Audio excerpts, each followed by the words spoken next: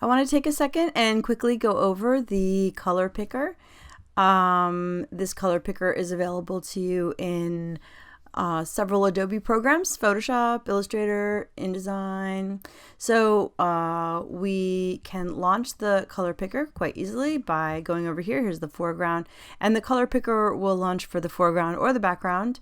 In Illustrator, it would be the fill or the stroke. If I double click there, see, it launches there also.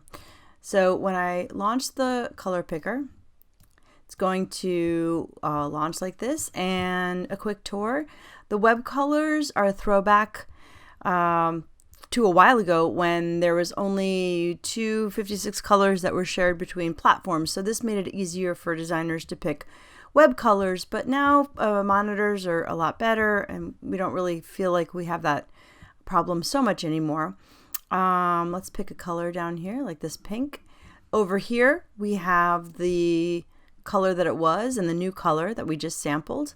Down here we have the hue, saturation, and brightness, and this is a really good way of changing the color that you're trying to pick. If one of these colors over here you're not happy with, I can go to hue, and of course that's going to be a totally different color. I can go to saturation, just going to put the saturation up and down, and brightness.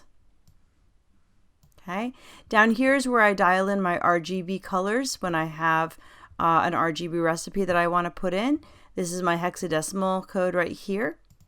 Down here is where I dial in my CMYK values, and over here is the lab color settings, and that's the L stands for lightness, and A and B are coordinates.